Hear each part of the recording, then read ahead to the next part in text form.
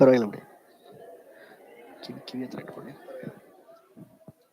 Check on mic testing.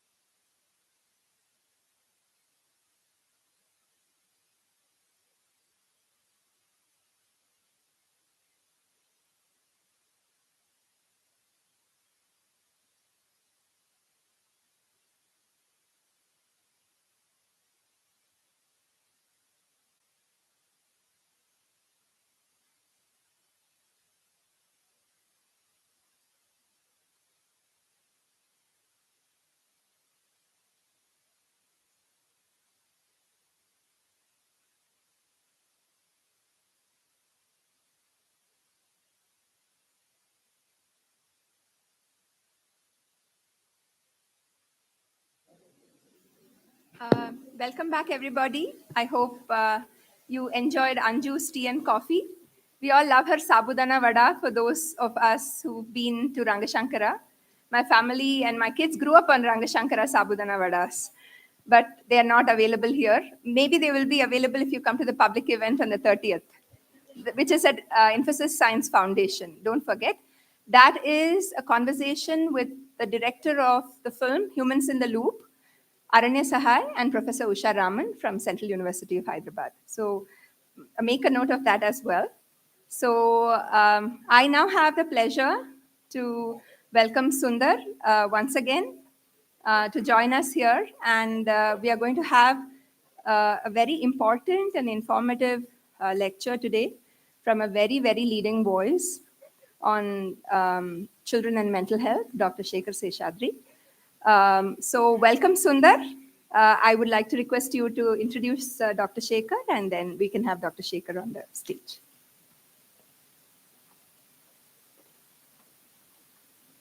Thank you, Anita. It's really a great pleasure to have Dr. Shekhar Seshadri with us.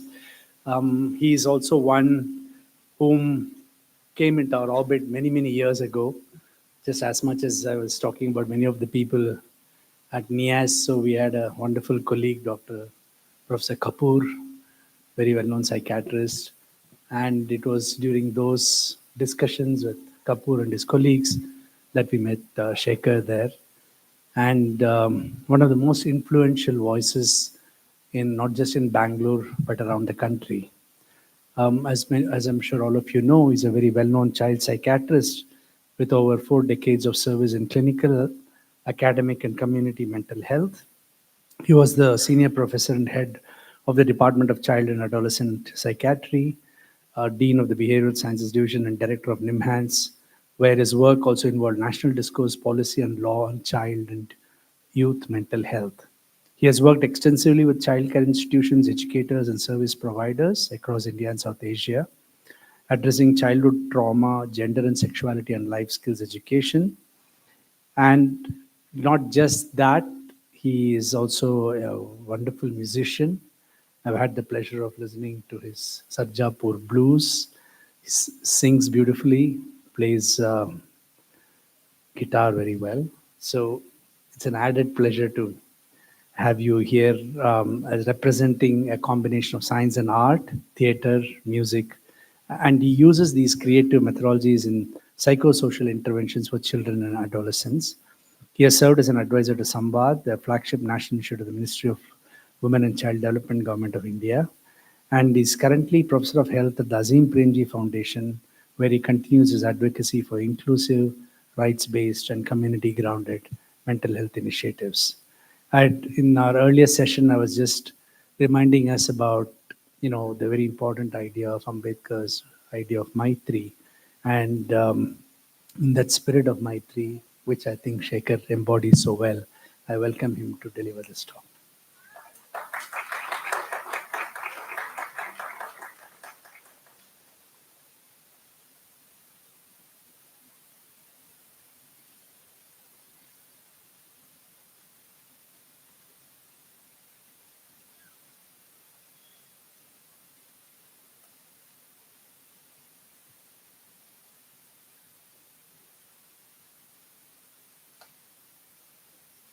It's trying to make sure it's me by looking at me and hasn't figured it out yet. Thank you very much, IT for Change, and thank you everyone for coming on a weekend. What I wish to share with you is actually divided into 4 parts. And I'll try and cover this in about half an hour so that we have enough time for debate and discussion and argument. And then we will adjourn for lunch. Friends, I want to start with sharing with you what the term algorithm actually means. It's been used a lot recently, as we are aware, and So, what is it? What does it actually mean to develop a sense of self in today's world that is characterized by the use of social media and streaming platforms? Now, is the question in itself reasonable or perhaps riddled with too many contradictions? I ask these questions so as to help us think through the subject of today's talk, which seeks to confront the relationship between algorithms and development of the self. We, of course, could begin by first understanding what these algorithms are and why they are so important, before moving on to a brief explanation of how they mediate our lived experience and therein condition our sense of self, and in the case of children and adolescents, condition the development of the still nascent identities.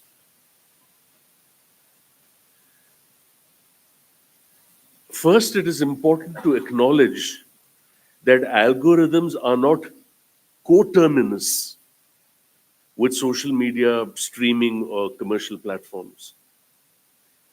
They are, simply put, a solution born out of the need to grow these platforms, increase user interactions, and ultimately boost profitability. Let's be clear on that. Therefore, algorithms are inevitable in the sense that they are crucial to driving user engagement and therefore crucial to the very viability of these platforms that are tied to significant financial markets. The question then is how these algorithms work and why they are so useful. Essentially, recommendation algorithms is one of the most commonly used algorithms. So these recommendation algorithms boost user engagement through two broad strategies. They personalize what we see on these platforms based on our user data and tend to boost content that is most likely to go, quote, viral, unquote. It's no surprise then that we aren't only being fed what the algorithm thinks we like, we are also being subjected to various kinds of media that have the potential to be viewed multiple times by many people. Typically, this creates an algorithmic incentive for content creators to make content that is likely to elicit strong emotional responses and therefore be rewarded with high viewership and utility. So when we consider this reality and the fact that algorithms have governed what we see and engage with across a range of media platforms, it is helpful to understand how our experiences, behaviors, and ultimately our sense of self has been conditioned by long-term impacts of the algorithm. And there are simple illustrations that point to concerning developments in this regard. If we go back to the news reports a few years ago that reported how Facebook conducted internal research on the effects of algorithms on user behavior, we see, for example, that body image issues and subsequent acute mental health consequences for vulnerable populations, such as adolescent girls, are a result of their sustained engagement on social media platforms. And even if one considers films, we see that OTT platforms are deliberately dumbing down content to serve the phenomena known as second screen viewing, which basically acknowledges that people no longer possess the ability to watch a movie without using their phones. So if you look at how social media and streaming platforms have emerged as significant infrastructure in socio-political movements across the world, it is evident that algorithms and their concomitant behavioral impacts frequently contribute to polarizing public discourse and engendering relatively extreme incidents of harmful behavior, such as the commission of criminal offenses for the sole purpose of virality. These increasingly commonplace developments point to the ways in which algorithms not only condition our online lives, but also shape our ways of perceiving, thinking, and how we engage in social rituals. As social human beings, our sense of identity, especially during vulnerable developmental stage, have always been constructed and conditioned by our psychosocial context, socioeconomic environments, family networks, peer groups, and other relevant determinants in our ecology. However, with the advent of algorithms, what we see as a distinct development is the conditioning of thoughts, behavior, and self perception by a platform which is only concerned with maximizing consumption and user engagement. As a result, there are typically insufficient guardrails on how these algorithms may need to be circumscribed so that they do not produce extreme and harmful behaviors, including in regard to development of the self and formation of identity. So this is what an algorithm is.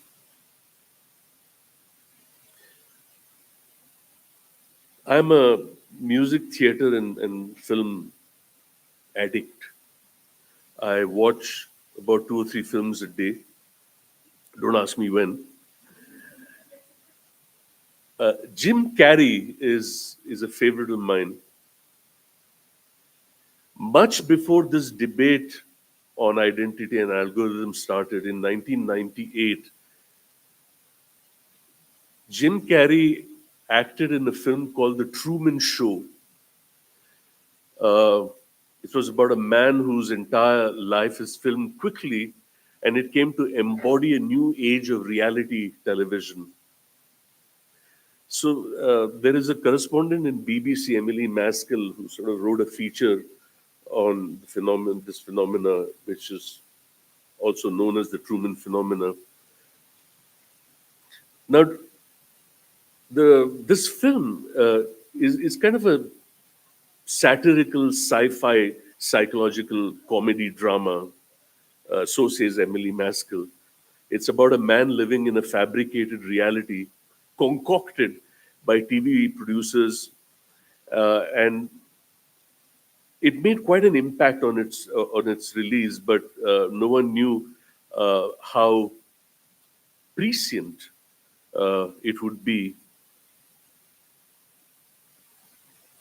Talking of prescient, apparently in the Oxford Dictionary, in 1456, there is a word called trumpery, which means deceit, and so on.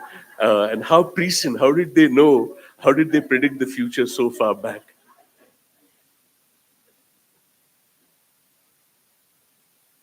Is this session being recorded? Just kidding.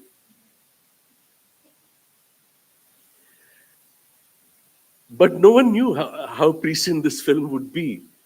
And in subsequent years, it's come to embody a myriad of cultural anxieties about omnipresent surveillance, mass voyeurism, and reality TV craze that has, as we all know, it has kind of swept the globe with all the attendant existential quandaries of living for an audience. Now, at the time of production of The Truman Show, the story about this man, which is broadcast 24/7, there were 1.5 billion viewers. I mean, it seemed improbable even to those who were sort of making it. Then, as you know how the story sort of proceeds, and there was a fateful day when the lies of his existence sort of began to crumble after a series of accidental disruptions, including a lighting rig falling from the sky and Truman spotting his dead father alive, leading to an epiphany. However, while Truman bravely decides to flee his constructed reality and run away from such manipulation, as a society, we seem to have collectively headed in the opposite direction. Certainly, the film's cautionary subtext went firmly unheeded, for media voyeurism has only become a more and more ingrained part of our lives. Now, the commentary in this film of living under constant surveillance sort of foreshadowed not only what the reality TV age, but the whole social media culture. And this ambiguity over what is real and what is counterfeit actually lies, friends, at the heart of today's slippery media culture. From the Kardashians to Instagram lives, just as audiences crave reality, that reality fed to them can be questionable in its authenticity, adulterated with producers' instructions, product placement, social media filters. And meanwhile, those who participate in reality TV mostly exhibit some level of performativity due to their awareness that cameras are following them, which is where, of course, they differ from the innocent Truman, regardless of participants' complicity or not. However, as with the Truman Show, these shows feed off the desire of audiences to vicariously inhabit other people's real lives. So it's a very layered film. This film is very layered, and its narrative actually comes to tackle the very existential epistemological question of what we understand as real. When I knew that Sundar was going to be part of this event, I made it a special point to do some additional reading on philosophical psychology, going back to Plato. And if you recall the allegory of Plato's cave, in which he describes a situation where people who have been chained up in a cave all their lives see shadows projected on the opposite wall that become real for them, even though they are not accurate representations of the real world. So the Truman Show can be interpreted as a modern reflection of this idea. And someone else commented on this and said, we accept the reality of the world with which we are presented. It's as simple as that. And the same arguably could be said for 21st century audiences in general, like Truman. We are presented with a reality that in many ways could be understood as orchestrated. Online identities in reality TV are a truth created through heavy editing, just like Truman's life is heavily contrived. So this Truman's truth, Truman's cave, and we're all in echo chambers and in the caves of our own truth. And now we can all become Trumans, thanks to widespread access to online platforms, and the phenomena of self-broadcasting has proliferated in a self-narrativizing society. So you can provide an unending soap opera stream of life to an audience online via Twitter and Insta and Facebook and TikTok and many others. And we can also indulge in the much derided man character syndrome, a social media shorthand for those who narcissistically imagine themselves as the protagonist in their own life story, with the people around them as supporting characters. And to put a cap on this phenomena, it actually, a phenomena emerged, and it was called the Truman Show syndrome. This was a term coined in 2008 by a psychiatrist, Joel Gold, and his brother Ian Gold, who's an academic, to describe patients who believed they were being documented for entertainment of others. One can then assume that the widespread access to mobiles and social media would only have elevated Truman-like anxieties further. And that is certainly the belief of many people in mental health. And many published articles which say that the profound recent digitization and hyper-exposure of our lives on social media could trigger these Truman-like experiences. And Professor Gold further elaborates that cultural realities are always intruding into psychotic experiences, and therefore the transition to a highly digital life could heighten paranoia surrounding surveillance. And is this what we are going to emerge into? It's a matter for IT for change to consider, and I'm presuming in many of the notes that have been put into the box that Anita you referred to earlier, that there would be some reference as to the path that your organization will take over the next quarter century. This brings me, Sundar, to the reading that I did. Frontiers publishes a journal on psychology, and they have a subsection there on theoretical and philosophical psychology. And there are a couple of heavy concepts from this that I'd like to share with you. The digital screen is no longer a passive window to the world, but an active participant in shaping users' sense of self. Now, there are three processes here which I'd like to share with you. There are feedback loops. So algorithms monitor behavior, like scrolls and shares, to build a data-driven profile. So this mirror reflects a curated version of the user back to them through personalized feeds.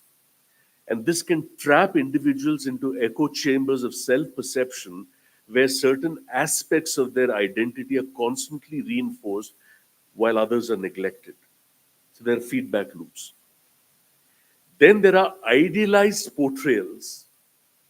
So social media algorithms often amplify idealized and filtered portrayals of others' lives. Constant exposure to these curated images can lead to social comparison, which negatively correlate with self-esteem, especially among children and adolescents, young people. And then there is the quantified self. These algorithms encourage a database view of identity through tracking apps, sleep, mood, fitness. And this reduces a person's rich subjective experience to a set of measurable outputs, causing some users to trust the algorithm's judgment over their own intuition. So the evolution of digital identity, the digital self, which is a multifaceted persona formed through online activities and self-presentation, its formation is a constant process of negotiation that is influenced by these algorithms. Now, what happens in these processes? Historically, our identity, who we were, our perception of the self, was formed through introspection, through interaction with families, with society, in schools and teachers. But in the digital era, identity is co-authored by algorithms that suggest not only what a person might like, but also how they should think and feel. So we have gone from reflection to co-construction.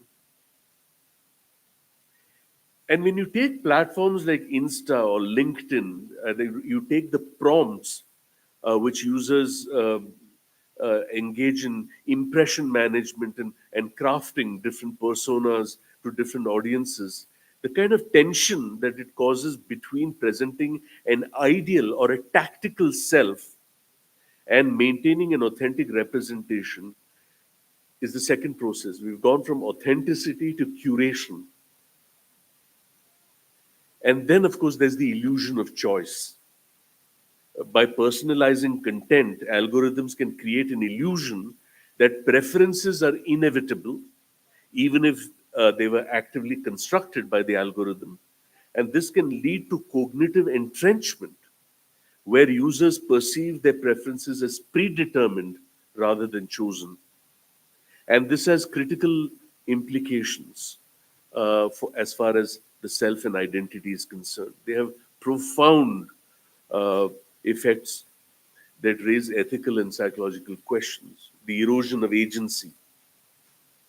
When introspection is outsourced to algorithms, your own sense of authorship on your own life may diminish, and the autonomy of the self is kind of challenged by these algorithmic nudges.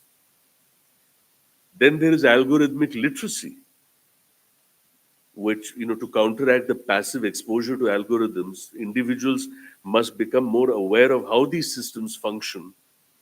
And algorithmic literacy involves reflecting on how artificial intelligence actually mediates one's perception of the self and the world. And then there are mitigation strategies. Of course, there are countermeasures that involve both user and design-based actions.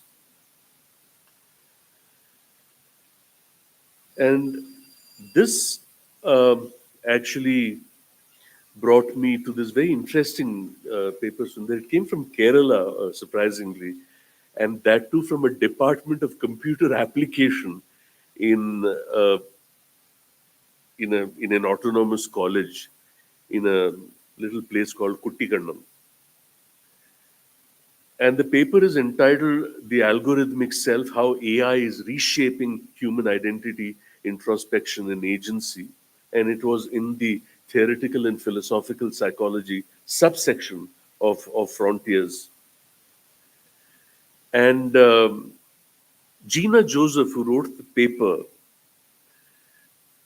says that artificial intelligence is no longer a mysterious technological presence hiding behind screens.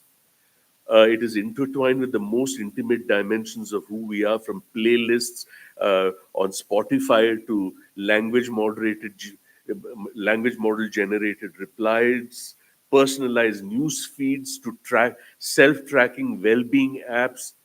Algorithms are co-creating the way we think, we know ourselves and belong to the world.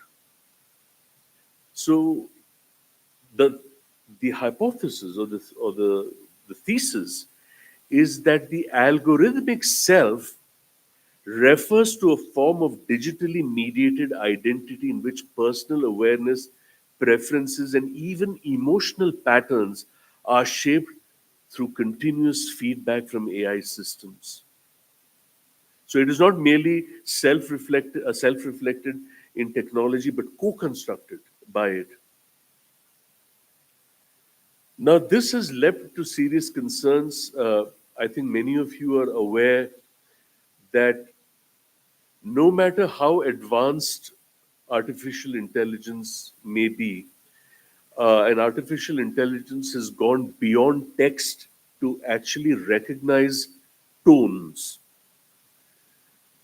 or the cadence of the voice. You would have perhaps read about this family who are actually suing the company for the suicide of their young adult child. And the failure of artificial intelligence to actually interpret what this person was doing in terms of the interaction with the chatbot, which was supposed to be a therapeutic chatbot. Now, the problem is, if a person says on chatbot, which is supposed to be a therapy chatbot, I sometimes wonder what the meaning of life is. And the chatbot might reply to say that that's a deeply philosophical question, and then get into a series of interactions that does not recognize that the statement, "I sometimes wonder what the meaning of life is," comes from a position of distress, depression, and suicidality, and not from philosophical introspection. And this debate is active in the mental health fraternity, particularly about the use of chatbots and artificial intelligence and the number of online platforms where therapeutic assistance is actually provided. So Gina Joseph speaks of the following very philosophical issues, and I'd like to close with this. She speaks about the emergence of the algorithmic self in a very evocative phrase, which is from mirror to mold. As I said earlier, in the past, the evolution of human identity occurred in conjunction with society, with family dynamics, with cultural narratives, with introspective self-reflection. And identity then was determined by how we engage with others, cultural practices, even periods of solitude and self-reflection. But in the digital area, is determined, like I said, through these engagements with the algorithmic system. A prime example is Spotify Wrapped. Fans eagerly anticipate the algorithmic summaries of what they have listened to in the previous year, as if Spotify knows them better than they know themselves. In the same manner, tracking apps forecast when a user is likely to be anxious, and smartwatches prompt wearers towards, quote, improvements, unquote, in behavior based on biomarker data. Now, these apps and numerous others not only serve to mirror the behavior of the user, but also to define, shape, and control the user's sense of self over time. The second is the collapse of introspection and delegating inner work to artificial intelligence. Artificial intelligence may bring efficiencies and insight, but it also quietly substitutes essential cognitive processes such as introspection and self-inquiry. If you look at some of the therapeutic practices in the past, self-awareness traditionally developed through practices like journaling, meditation, therapy. Now it's outsourced to algorithmic systems that provide predetermined summaries of one's moods, behaviors, and thoughts. Now, this delegation perhaps is not in itself problematic. AI systems could perhaps provide insight or help in emotional regulations. But as in the case that I alluded to, problems can arise when introspection is outsourced completely.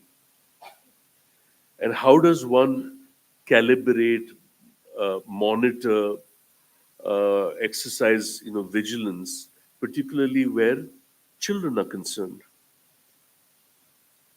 So AI and algorithms cannot assume responsibility for emotional reflection, particularly when individuals become estranged from the richness of their own emotional lives.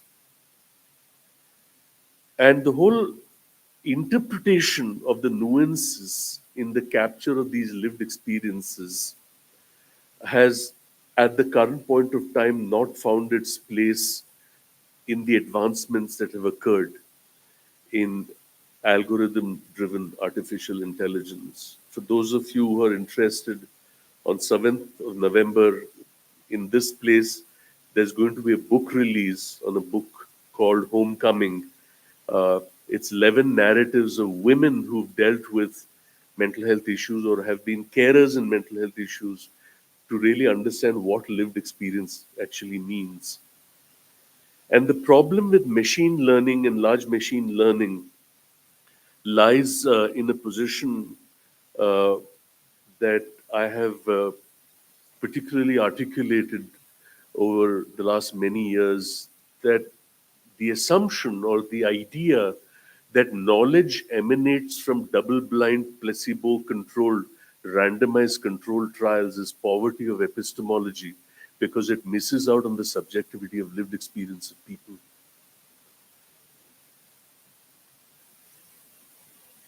And finally, this whole predictive personalization and the illusion of choice, the digital identity feedback loops with entrenching of self-perception, and the shift from subjective experience to numerical identity, almost like the quantified self, leads to a situation where there is emotional delegation and the rise of sentiment-aware artificial intelligence. And in sum, what this does is it causes a serious erosion of narrative agency. Many of us come from a position where we believe strongly in the power of narrative therapy and of narrative psychology. And according to narrative psychology, humans make sense of themselves through narratives that we narrate in our lives. And these narratives provide for meaning making, for continuity, for coherence. Sudhir Kakkar, the late Sudhir Kakkar, refers to these as thematic coherence, thematic centrality, and thematic continuity. In times of algorithmically curated reality, however, the narratives that we narrate to ourselves become even more determined by those generated by machines. Events in our life become structured and narrated not through introspective narratives, but through algorithmically culled highlights, Instagram highlights, fitness milestones, digital memory cues, and so on. And the psychological dimensions of this are profound because this is an ethical issue. If identity, emotion, and even narrative are increasingly mediated through opaque systems, questions arise about authenticity, authorship, and autonomy. And the implications stretch beyond individual experience, pressing all of us to reconsider what it means to live in a self-determined life in an algorithmically optimized world. Which is why, Sundar, I wanted to read on some of the ethical and existential implications of the algorithmic self. This self is not just a psychological change. It raises serious ethical and existential implications. What does it mean to know oneself? And if a lot of that knowing is done by machines, who does the version of you that the algorithm has constructed belong to? Can a self be authentic if it is being optimized by invisible code on a continuous basis? And these questions resonate with philosophy and with existential psychology and artificial intelligence ethics. So these are dilemmas, Anita, that IT for Change may want to consider, because if you want to reclaim psychological agency, that's the kind of path forward that I would advocate and urge you to consider to offset the passive exposure to algorithmic feedback. Individuals need to exchange more in active self-construction. And this would entail the development of digital habits that prioritize reflective awareness and diverse media consumption and the scrutiny of AI recommendations. So algorithms and the digital world is not just a tool. And Gina Joseph says it is becoming a co-author of the self. And as they inform our tastes, read between the lines and predict what we might do next, they redefine what it means to be self-aware. And therefore, this self is both a promise and a peril. It can heighten self-awareness, or dismantle introspection and agency. As we proceed, we must make sure that AI works for the self and not the reverse. And taking back psychological agency from the age of algorithms is possible, but it entails careful reflection, careful design, and a dedication to maintaining human authenticity. In a future with ever smarter machines, perhaps the wisest path forward is recalling what it is to be a human. And as I read the newspaper today about the devastating bus fire in this air-conditioned bus coming from Andhra, as I read about the situation still prevailing in Manipur, and many other things happening around the world, I think that we owe it to the children of this country and the children of this world that in all the advancements that are occurring in technology, we never forget what it really means to be human. Thank you.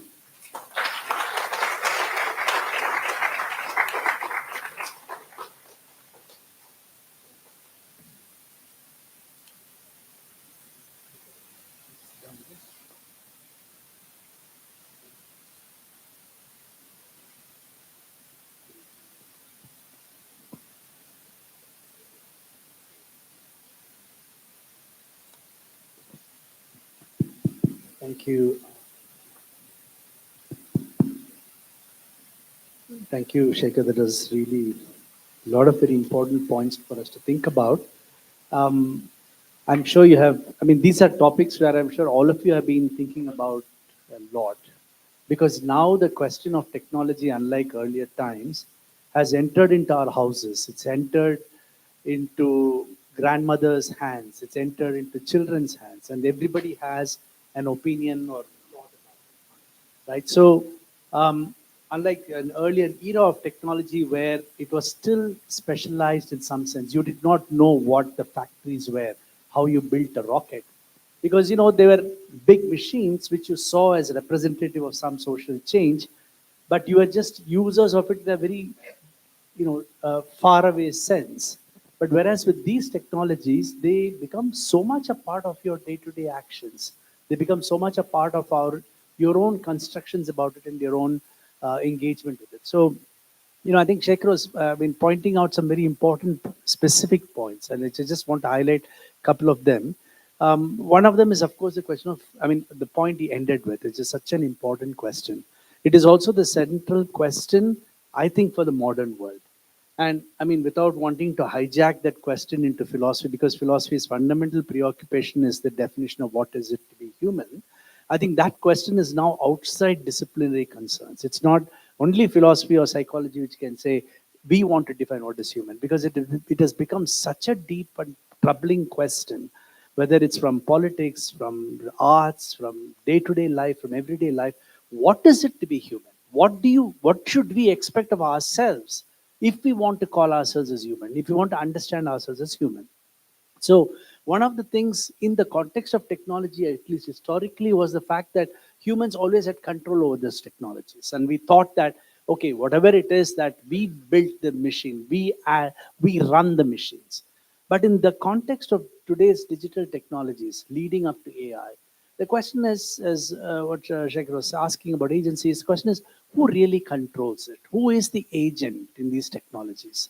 I remember in this book by Gary Kasparov, the famous chess world champion, he wrote a book on after he lost to the machine.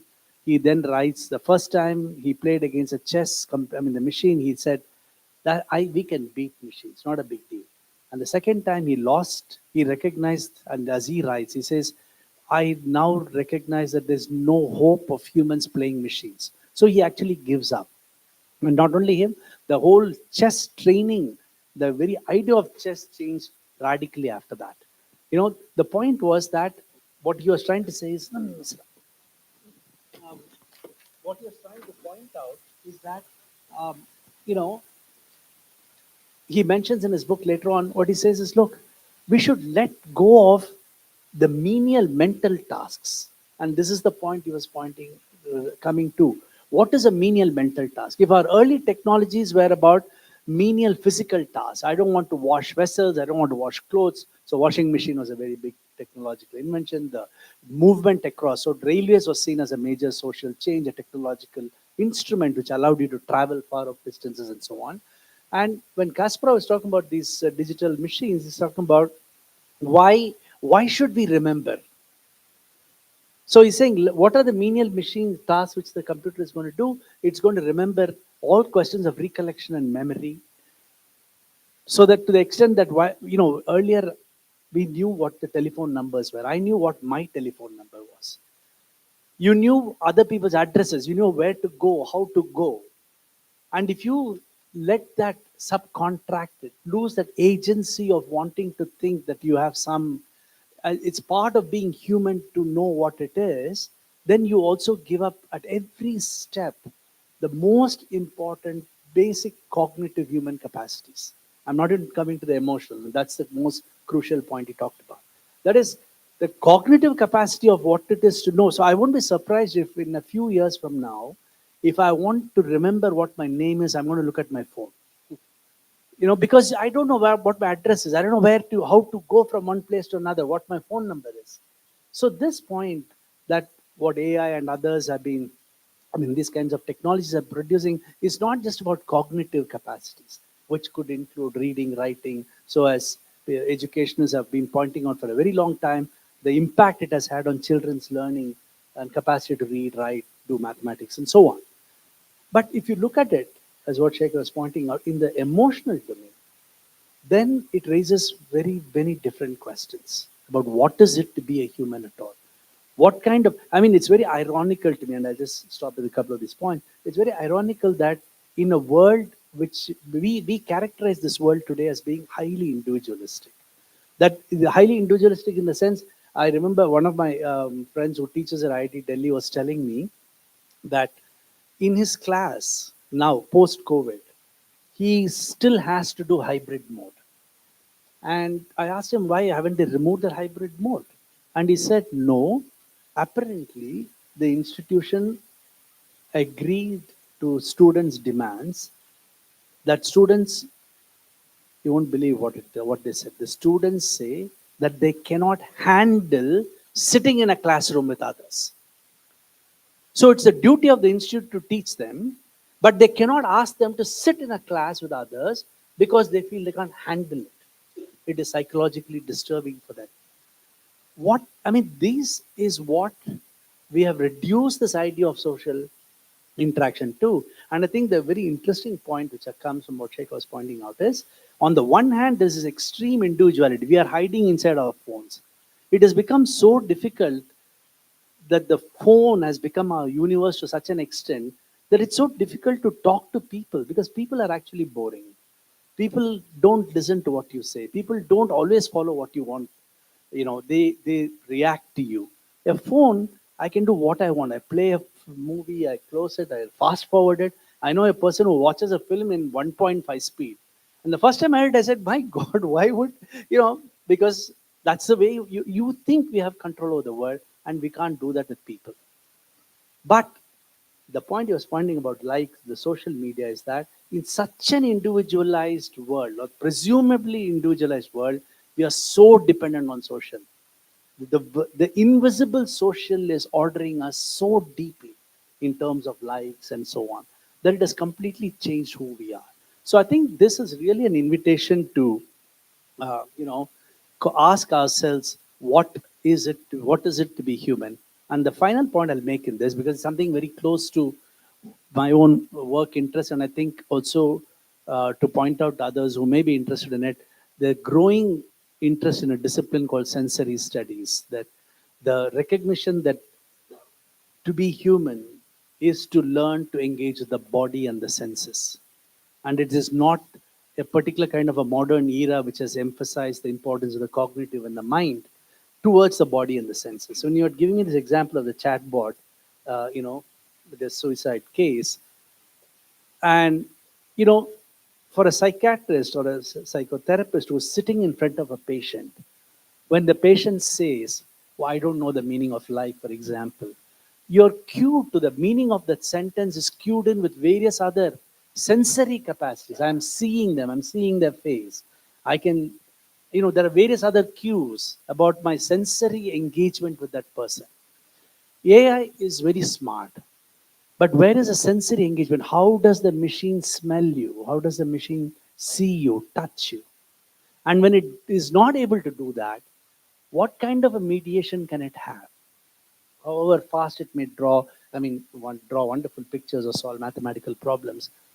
Where is this emotional world? Where is this human being in our sensory fullness, not as abstracted numbers or some kind of linguistic statements? You cannot reduce me to just the words I speak.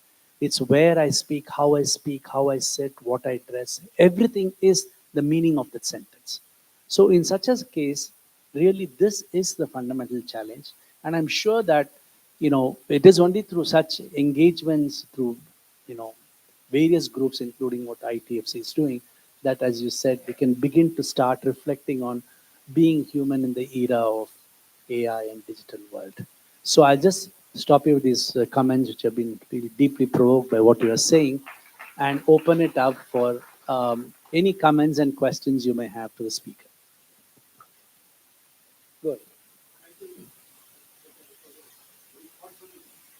There's a mic coming. It is It was a very thought-provoking and wonderful talk. And I started to realize when you were saying that why nowadays people are more polarized and all. And so this AI is accelerating it. But finally, the main point the reflection I got was that I think we are maybe blaming the social media and algos unnecessarily. Uh, could it be possible? It looks to me that the three factors which you mentioned about reflection, agency, and introspection. I have seen that people who are lacking that few decades ago were equally distorted. The social media and algo have only accelerated it. So, what is more important is those three things: agency, reflection, and introspection. If it is not there, then any tool is can distort even without a tool. Like people who are very intellectual kept on reading certain books even before these media things came, and they got molded rather than mirrored. So, if this uh, AI is sensitive to this, and as he also said about giving sensory impressions, and say a simple thing like, okay, you have watched already 10 minutes, stop it, go back, reflect, and come back. So the AI and tools could also know these shortcomings and probably help people to not get into the trap of getting molded and get more of a mirroring. Thank you. There is a. I can take them away. There is an ironic form of reflection and introspection that has taken place in this wonderful city of Bangalore. I don't know whether many of you who are sitting here share this experience of mine. I have a sense that the traffic in Bangalore has really worsened in the last couple of months, and it's pretty crazy. And I was asking some people and thinking to myself why this has taken place. And the commonest reply that I have got is that all the guys in the IT business who were hitherto calling their boss and saying, "Boss, aaj main work from home pe hoon," because of AI and downsizing, are desperately going to work now, and that's the reason why the Bangalore traffic has worsened. This is serious. It's so people are. There's an ironic reflection and introspection that is coming on because of the threat of AI. But I want to come back to this whole point of certain processes historically, an engagement of people, whether it was reading at one point of time and pause and reflection and discussion, and to AI. what is happening particularly with, and I speak a lot from the perspective of our interactions with children, is that there's a difference between processed experience and unprocessed experience. So whether it is play or whether it is reading or whether it is screen time, what transforms an experience into information and that information into knowledge is always done through processing or meta processing of that experience. The algorithms in AI have not reached that level of precision to be able to take it through the, this is the point that Sundar made, that there is an immediacy to the ecology of or the space, for example, in a therapeutic encounter or in parenting, that AI cannot substitute. Uh, I also wanted to respond to Sundar's point and link it to this whole issue of the sensory world and the importance of embodiment of experiences, particularly if experiences are traumatic or difficult, and hence the importance of somatic work in therapy. I wrote a newspaper piece once. I said, rejoice. I said, come Navaratri, and Gujarat goes mad. Halol goes mad, Kalol goes mad, Surat goes mad, Porbandar goes mad, Ahmedabad goes mad, but especially Vadodara goes mad. The annual sales of Chania Choli during Navratri in Vadodara runs into several crores. Never have so many young men seen so many backless cholis the rest of the year. The frequency of deliveries in Sayaji General Hospital in Vadodara 9 months after Navratri is substantially higher than in any other point of time. Arki's ground in Vadodara is the most expensive, and there's a very famous group called Rishabh that plays there. It has a Guinness World Record for the number of people doing Garba. But I digress. There is a place which was then in the outskirts of Vadodara called Manjalpur, where they had a modest little Garba for just some 10,000 rupees.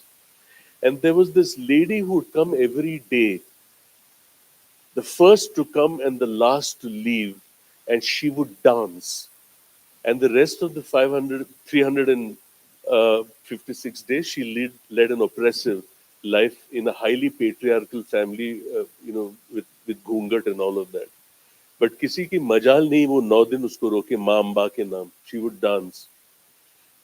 So, the kind of freedom and release that occurs through the somatic experience of dance and movement, because a lot of your oppression is embodied in the whole issue of constriction.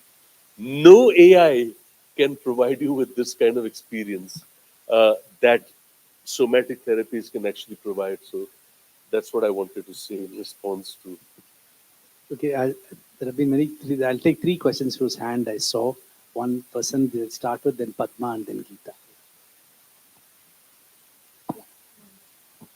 I just wanted to know how you separate the influence of algorithms on the development of self from, say, the influence that there has always been, say, from religion and religious ideology, politics and political ideology, and from commerce.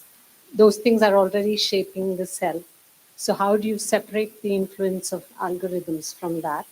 Or is this a case of algorithms exacerbating the powerful influence those things already have on shaping of the self? I'll quickly respond to that. Whenever we work with people, with children, either in the context of pedagogy or in the context of therapy, one follows the intent content methodology and process paradigm. Coming back to the difference between experiences that come as injunctions or as imperatives, which may not necessarily transform into nuanced skill-based knowledge. Many of Sundar, very kind of you to in your introduction to refer to my interest in music. My conceptual guru is a gentleman called Frank Zappa. May his soul rest in peace. He's known for his Zappaisms. For example, why test uranium? Everyone knows the shit explodes. The world consists of 1% protons, 1% neurons, neutrons, 1% electrons, and 97% morons. And so Zappa says information is not knowledge. Knowledge is not wisdom. Wisdom is not truth. And then he goes on to say truth is love and the ability to engage in the immediacy of live music. That was his thesis. But to come specifically, to the difference you're alluding to, an answer to that, ma'am, is in a very interesting piece I read in the last book that Augusto Boal wrote. It's a book called Aesthetics of the Oppressed, in which there is a chapter called the Prometheus Project. And Boal says, what do you conjugate reality with? And television, advertising and media follows the imperative mode, which is do, buy. Whereas he says reality should be conjugated with the subjunctive mode, either in the future tense or in the past imperfect tense. What if I were to do that? What if I did this? So the difference between advertising, media, AI, is that it hasn't shifted from the imperative or the injunction to modes that are more nuanced in looking at other options that occur when we really conjugate reality with the subjunctive mode of life and living. And that is only possible if in a classroom situation, for example, if we allow for exchange and debate and cross-pollination of ideas and argument, what Lev Vygotsky calls that the classroom must be a collaborative community where knowledge is jointly constructed and the teacher doesn't come with preconceived notions of what reality or people or behaviors or relationships are.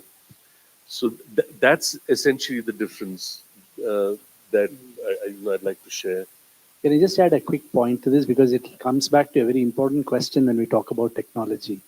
All categorization of anything, if we call all of us as humans, all of us as animals, all of us as Indians, any categorization of the form has particular purposes. And when we use one word called technology to characterize a whole history of very diverse technologies, there is a particular political purpose to it. What I mean by this is to, in a sense, to simplify what he's saying, what differentiates older technologies is this kind of position of what he calls as, imperatives. Somebody, you still feel somebody is influencing you. Religion is forcing you to do it, or the advertisement is forcing you, or, tempting you to buy it, and so on. But the real shift in these digital technologies, particularly with AI and the kind of things which influence children, is the belief, is the production of the belief that I am the one who is doing it, that nothing is imposed on me. That is the fun. So the whole function of the technology is not what it makes you buy or what films you want to choose. The real production, the most fundamental function of these technologies is to make you think you are the one who is choosing to do this. And that it does. I mean, unlike other technologies, the fact that this comes into each child's hand, everybody has this and everybody can do it. And everybody becomes autonomous. This false belief that we actually are autonomous, control over the technology, is where the fundamental difference lies. And it has very deep implications on what we mean by this technology. So I won't go on further. Padma and that's the reason why I took the example of the Truman Show, because this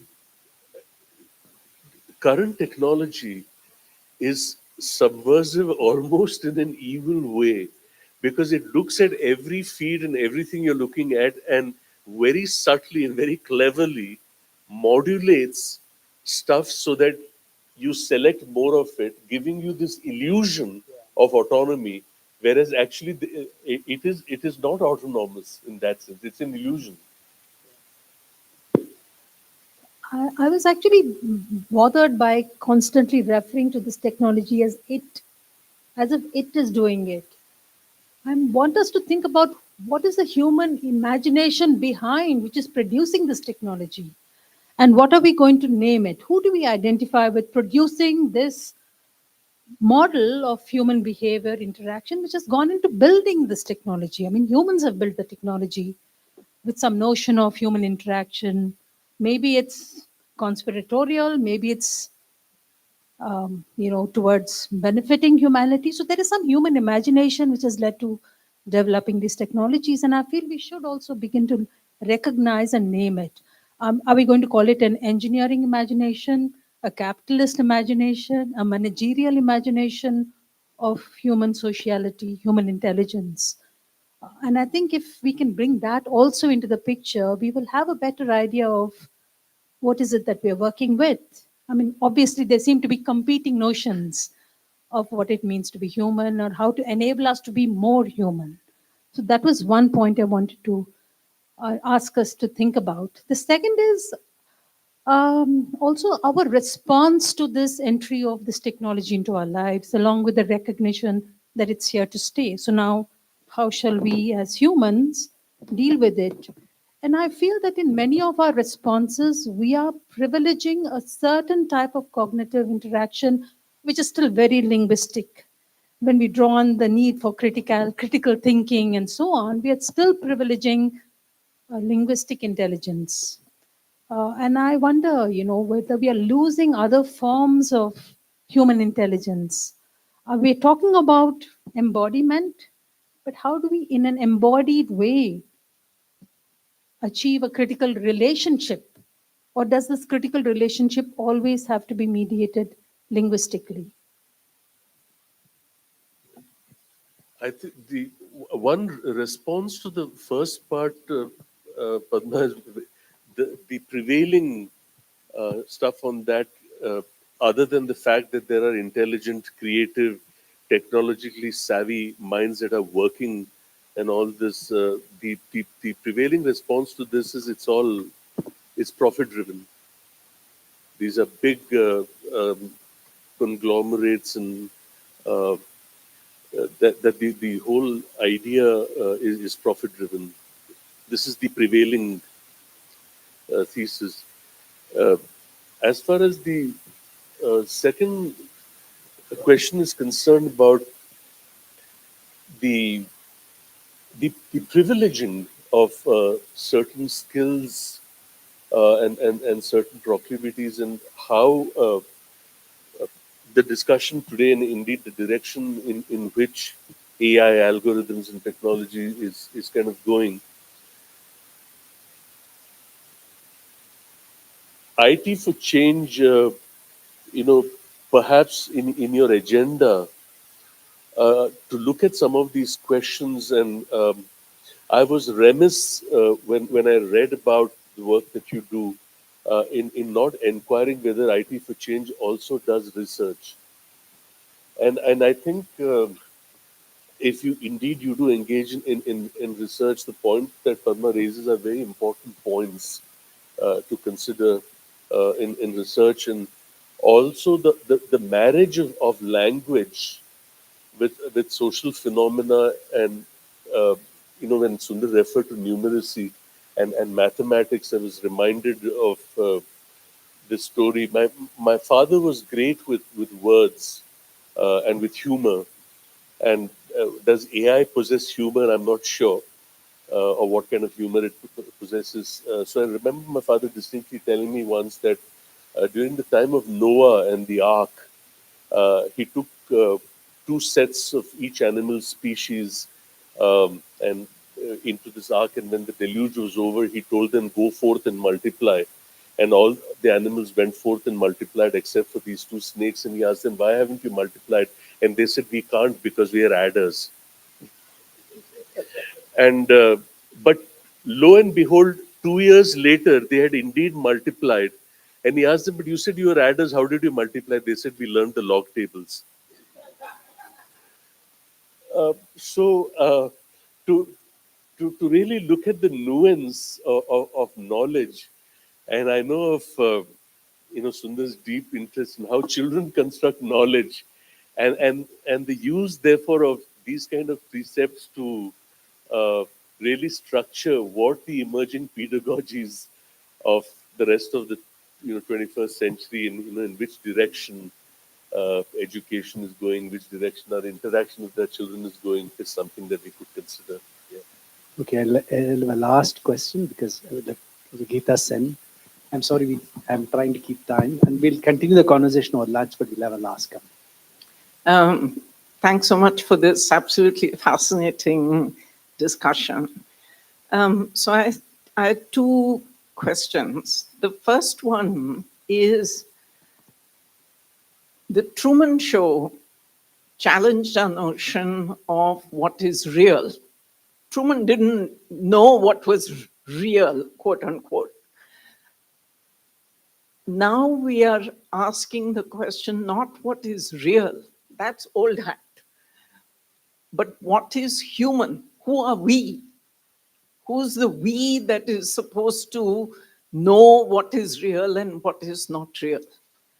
But I wonder if we're going far enough in looking at that, because in some sense, the way in which I heard you talk about that shift to what is human in terms of the molding, technology is now molding us. Technology always has molded us in different ways. And I think Sundar talked about a little bit about the difference.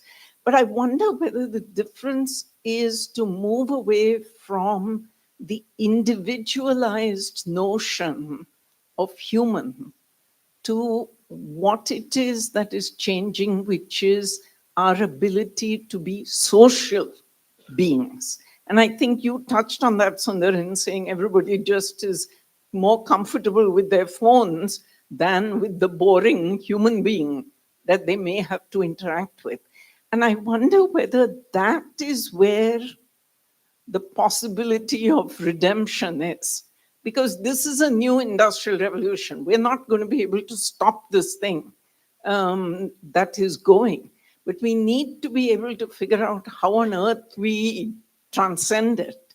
And it seems to me that perhaps the transcendence will come not from asking the question of what is human in terms of our individual molding by the technology, but what is human in terms of how we interact as social beings, how we love, how we hate, how we do whatever we do in terms of other humans, what we create as a social sense of our humanity.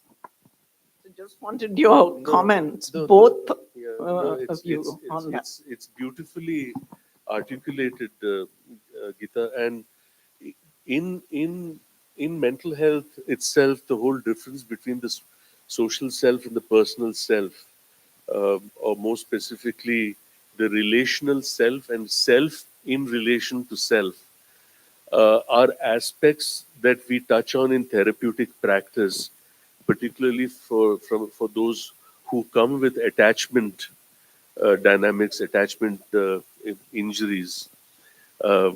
So there is a vibrant and an existing body of work, at least in mental health, that hasn't gone entirely into fMRI and molecular genetic studies, completely, dehumanizing.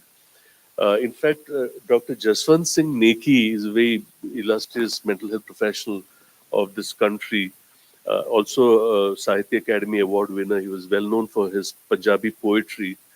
Once told me that the human experience is essentially intangible, and to make the intangible tangible, the tangible measurable, the measurable quantifiable, and the quantifiable reduced to p values, is, your p less than 0.05 is a significantly reductionist approach to kind of to life living and livelihood. And I think the sentiment, the idea and the sentiment that you've expressed is a beautiful sentiment to actually end the discussion on, because I think this must be the context and the foundation on which all education must be based, notwithstanding whatever technological developments take place and how hi-fi our computers and our system become. Because if we forget our basic humanity, then we are cursed to live our lives within the confines of the mobile phone and the net, and it's a very isolated uh, kind of life, and that's really the fight uh, that I think we should collectively dedicate ourselves to. So thank you very much for that. Yeah, thank you. Thank you so much. Thank you, Shekhar. And thank you, Geeta, for ending on this point. Because I think what you've added to what Shekhar was saying is it's not enough to say what is it to be human, but what is it to be a social human or human as defined by sociality. And that is really the challenge. And just to add a point about technologies to this, the distinctions of these technologies, a train is a technology, right? But that's a social technology. 1,000 people of us sleep on a train and travel across. All of us share that same technology. Whereas for these machines, it's each one of us, we think we have a right or what this machine has to take care of. All our technologies prior to the digital revolution was shared. It was a community produced, community oriented product. So I think that question is a great way to end with asking us the larger question of what does it mean to be social? What does it, from there to recover the spirit of human? So thank you for this wonderful session, for raising these questions. And thank you all for being here and ITfC for organizing this wonderful session. We have a final small event to conclude this. Yeah.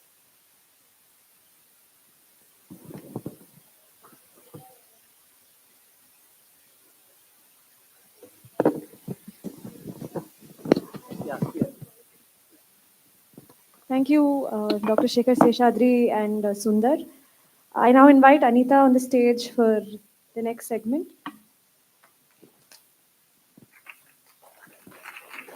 Yeah. I can assure you that lunch is going to be served shortly, and also that we've been asked to end very soon because there is another program at BIC. But I want to say that the best is for the last, and I'd like to invite Upendra, who is also one of the founders of the organization, onto the stage.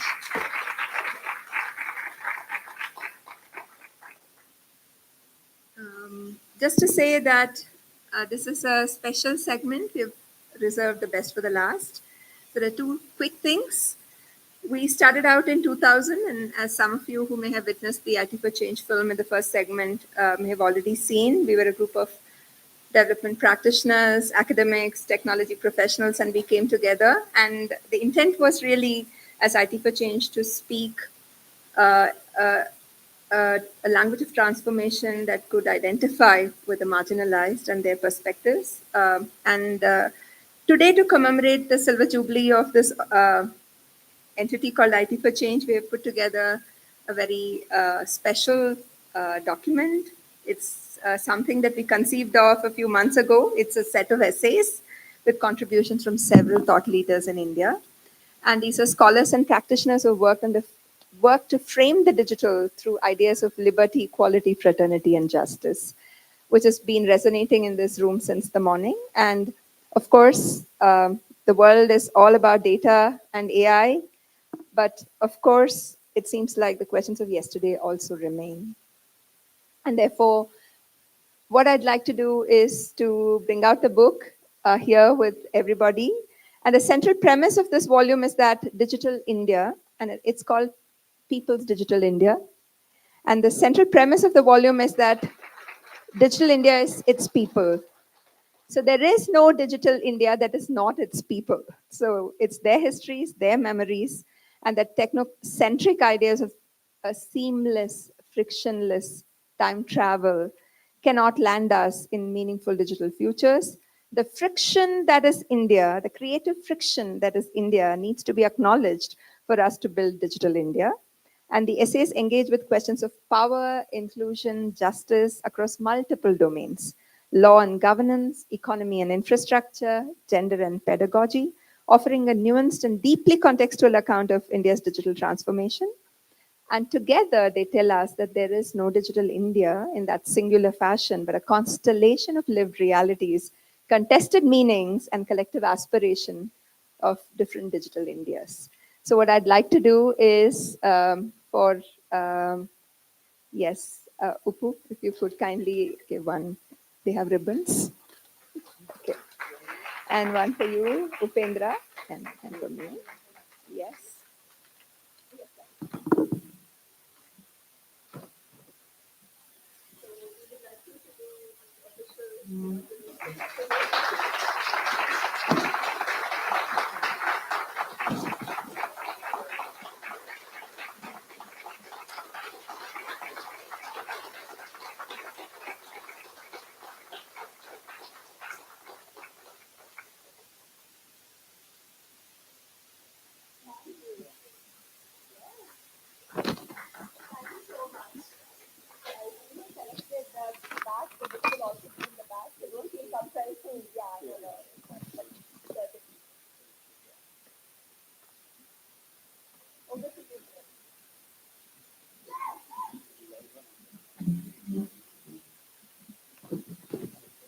Thank you.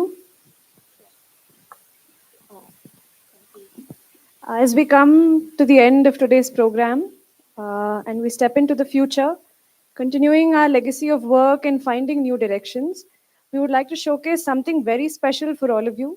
Thank you for being here with us and celebrating the day with us. A gentle reminder, there's the photo exhibition going on in the second floor gallery. So once you're done here and you join us for lunch, please also check out the photo gallery. Yes, we have the wish boxes outside, so please drop in a wish for us for the next 10 years. And please remember to collect all your belongings because the auditorium will then be locked for access. Yeah. Thank you.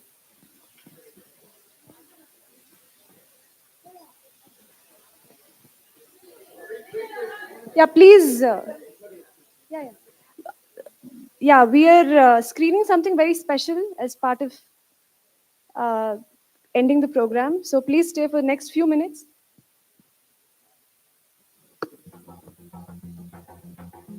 We request all of you to please take your seats.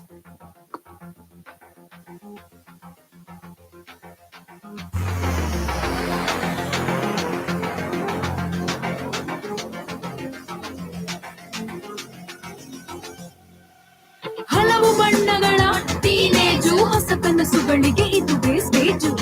ಈ ವಯಸ್ಸು ಬಲು ಸೊಗಸು, ಮುಗ್ಗಿನ ಮನಸ್ಸು, ಕಾಳಜಿ ಬಳಸು. Digital ಕಡಲಲ್ಲಿ ಈಜಾಡು, DM ಅಲ್ಲೇನಿದೆ ನೋಡು. Dangerous road, ಕಮ್ಮಿ ಇರ್ಲಿ ಸ್ಪೀಡು. ಡ್ಯಾಡಿಯ ಪ್ರಿನ್ಸೆಸ್ ಮಾಡ್ಬೇಕು ಇಂಪ್ರೆಸ್ ಇಂಪ್ರೆಸ್. ಬಂದಿ ಕಿಶೋರಿಯಾರೇ, ಕೇಳಿ ಕಿಶೋರಿಯಾರೇ,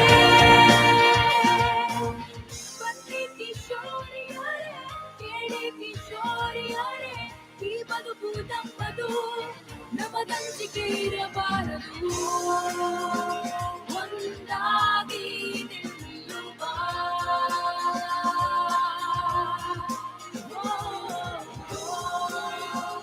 ಒಂದಾಗಿ ಗೆಲ್ಲುವ.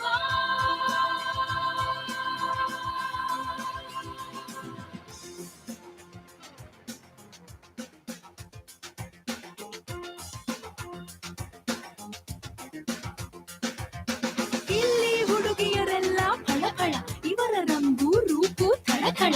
ಹಿಂದೆ ಫಿಲ್ಟರ್ಸ್, ಮುಂದೆ ಪ್ರಮೋಷನ್ಸ್, ಇದು ಗೊತ್ತಿರ್ಲಿ ಬಿಟ್ಕೋಬೇಡಿ ತಲೆಗುಳ. ಹೊಸ ಅನ್ಕೊಂಡವರು ಇಲ್ಲಿ ಮೋಸ ಮಾಡಿ ಹೋಗ್ಬೋದು. ರೀಲ್ಸ್ ನೋಡಿ ನೋಡಿ ಇಲ್ಲಿ ಜೀವನಾನೇ ಕಳಿಬಹುದು. ಎಷ್ಟ್ ಬೇಕು ಅಷ್ಟು ಫೀಲ್ ಮಾಡ್ಕೊಳ್ಳಿ, ಆದ್ರೆ ಡೀಲ್ ಮಾಡಕ್ಕೆ ಇದು ಟೈಮ್ ಅಲ್ಲ ರೀ. ಇದು ಟೈಮ್ ಅಲ್ಲ ರೀ. ನಿಧಾನ ಸಮಾಧಾನ, ಇದಾಗಲಿ ನಮ್ಮ ವಿಧಾನ. ನಿಧಾನ ಸಮಾಧಾನ, ಇದುವೇ ನಮ್ಮ ವಿಧಾನ.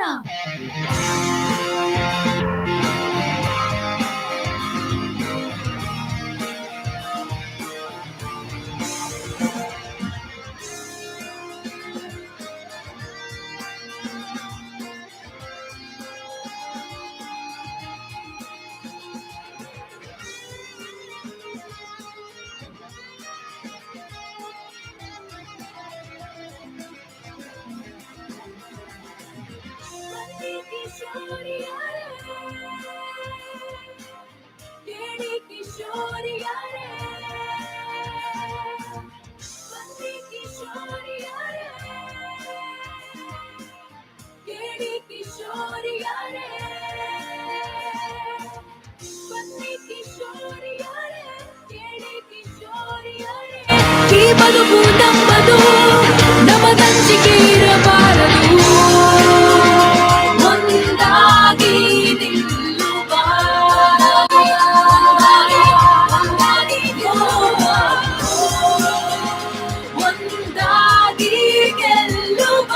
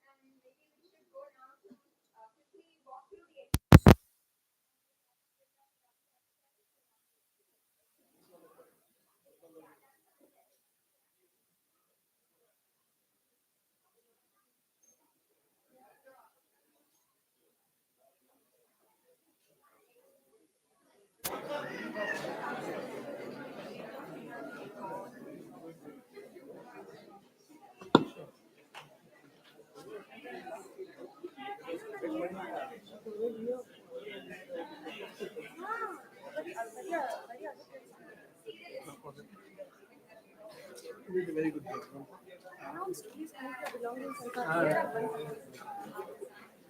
ಮಾಡಿದೆ